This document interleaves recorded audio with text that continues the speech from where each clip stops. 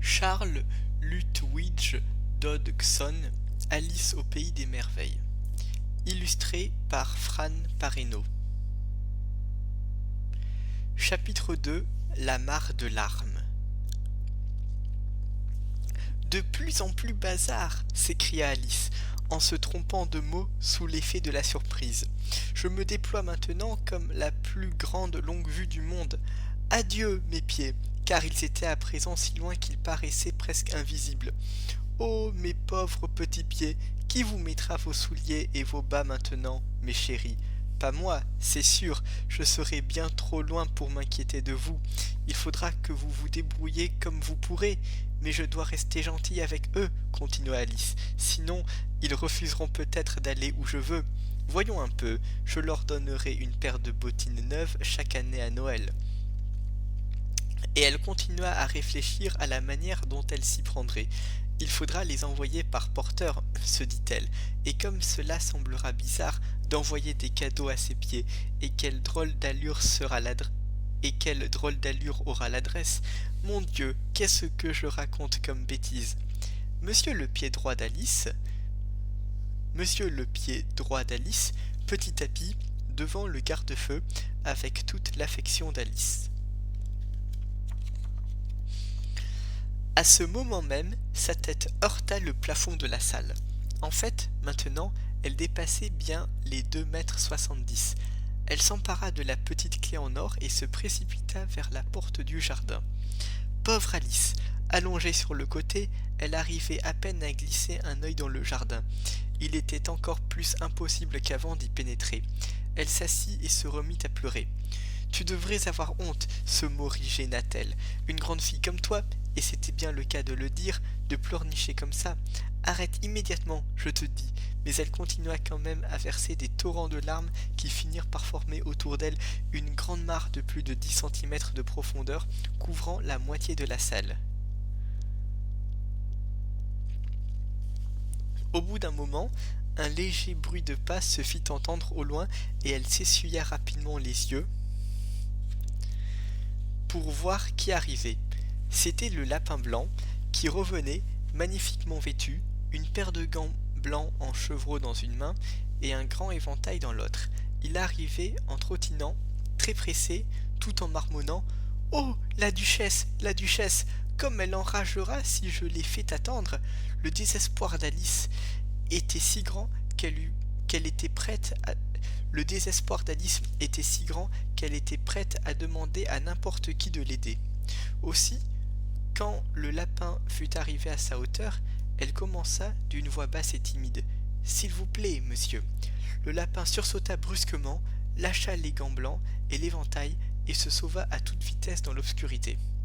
Alice ramassa les gants et l'éventail et, comme il faisait très chaud dans la salle, elle s'éventa tout en parlant. « Oh là là, comme tout est étrange aujourd'hui, et hier tout allait comme d'habitude. Je me demande si j'ai changé pendant la nuit. Voyons un peu. Est-ce que j'étais la même quand je me suis levée ce matin? Je crois presque pouvoir me rappeler que je me sentais un peu différente. Mais si je ne suis plus la même, alors il faut que je me pose la question suivante. Qui suis-je donc? Ah, c'est là tout le mystère. » Et elle se mit à penser à tous les enfants de son âge qu'elle connaissait, pour voir si elle aurait pu devenir l'un d'eux. « Je ne suis pas Ada, c'est sûr, » se dit-elle, car elle a de très longues anglaises, et moi, je n'en ai pas du tout. Et je ne suis pas non plus ma belle. C'est impossible, car moi, je sais toutes sortes de choses, mais elle est plutôt ignorante, et puis elle est elle, et moi je suis moi, et ah, que c'est compliqué, je vais vérifier si je sais encore tout ce que je savais avant. Voyons, 4 x 5 égale 12, et 4 x 6 égale 13, et 4 x 7 égale... Oh, mon Dieu, je n'arriverai jamais à 20 à ce rythme. Mais la table de multiplication n'a aucune importance. Essayons la géographie. Londres est la capitale de Paris et Paris est la capitale de Rome, et Rome... Non, c'est complètement faux, j'en suis sûr. J'ai dû me transformer en Mabel. Je vais essayer de réciter La cigale et la fourmi. Elle se croisa les mains sur les genoux, comme si elle récitait une leçon, et commença. Mais sa voix lui parut enrouée et bizarre, et les mots qui sortirent de sa bouche n'étaient pas les mêmes que d'habitude. La fourmi, ayant rangé tout l'été, se trouva bien esselée. Quand la neige fut tombée, sans personne ni ami pour lui tenir compagnie, elle partit papoter avec le geai d'à côté. Je suis certaine que c'est faux, se dit la pauvre Alice, dont les yeux se remplirent de nouveau de larmes pendant qu'elle poursuivait. Je suis sûrement ma belle après tout, et il faudra que j'aille vivre dans cette minuscule petite maison, et je n'aurai presque aucun jouet. Oh, et tant de leçons à apprendre. Non, c'est décidé. Si je suis ma belle, je reste ici. Ils pourront toujours pencher la tête et dire « Remonte, ma chérie ». Je les regarderai et je dirai « Qui suis-je alors? Dites-le moi d'abord, et si j'ai envie d'être cette personne, je remonte. Sinon, je reste ici jusqu'à ce que je sois devenu quelqu'un d'autre. » Mais, mon Dieu, s'écria Alice, en éclatant soudain en sanglots, comme je voudrais qu'il penche la tête, j'en ai tellement assez d'être toute seule ici. Ce disant, son regard tomba sur ses mains, et elle fut surprise de voir que tout en parlant, elle avait mis l'un des petits gants blancs du lapin. « Comment est-ce possible ?» se demanda-t-elle. « Il faut donc que j'aie recommencé à rapetisser. » Elle se releva pour aller se mesurer par rapport à la table, et vit qu'à vue de nez, elle faisait maintenant à peu près 60 centimètres de haut et qu'elle continuait à rapetisser rapidement. Elle comprit vite que c'était à cause de l'éventail et le lâcha, juste à temps pour éviter de disparaître entièrement. Il était temps, conclut Alice, plutôt effrayée par ce changement subit, mais très contente de voir qu'elle était toujours là, et maintenant au jardin, et elle se précipita vers la petite porte. Mais, hélas, elle s'était refermée, et la petite clé en or était toujours posée sur la table de verre comme avant. « Et tout va de mal en pis, se dit la pauvre enfant, car jamais je n'ai été aussi petite que ça, jamais. Je n'ai pas eu de chance, vraiment, pas de chance du tout. » En prononçant ces mots, elle glissa et plouf, elle se retrouva dans de l'eau salée jusqu'au menton. Elle pensa d'abord que, sans savoir comment, elle était sans doute tombée dans la mer, et dans ce cas, impossible de rentrer en chemin de fer, se dit-elle. Alice n'était allée au bord de la mer qu'une fois dans sa vie, et avait conclu qu'en général, sur toutes les côtes de l'Angleterre, on trouvait des cabines de bain roulantes dans la mer, des enfants creusant le sable avec des pelles en bois, puis une rangée de pensions, de familles, et derrière une gare.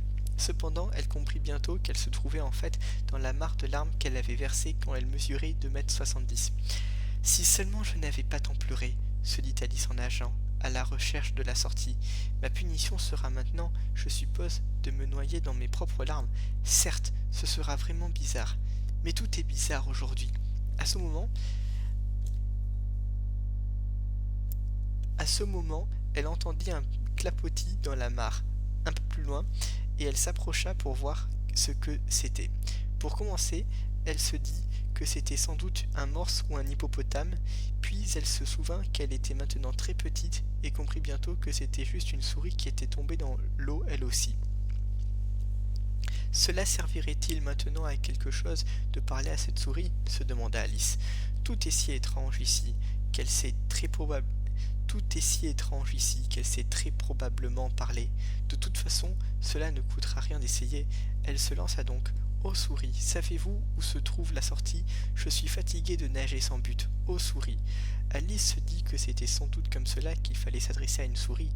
Elle ne l'avait jamais fait auparavant, mais elle se souvenait d'avoir vu dans la grammaire latine de son frère une souris, d'une souris à une souris aux souris.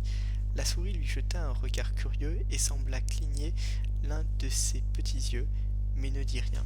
« Peut-être ne comprend-elle pas l'anglais, » supposa Alice. « Ce doit être une souris française, arrivée avec Guillaume le Conquérant, car malgré toutes ses connaissances en histoire, Alice ne situait pas bien les événements dans le passé. Elle recommença donc. Où est ma chatte? Ce qui était la première phrase de son manuel de français. La souris, la souris fit brusquement un bond hors de l'eau et se mit à trembler de peur. Oh, je vous demande pardon, s'écria précipitamment Alice, craignant d'avoir blessé le pauvre animal. J'ai complètement oublié que vous n'aimez pas les chats. Non, je n'aime pas les chats, s'écria avec colère la souris d'une voix perçante. Vous aimeriez les chats, vous, à ma place? Peut-être pas, répondit Alice d'un ton conciliant.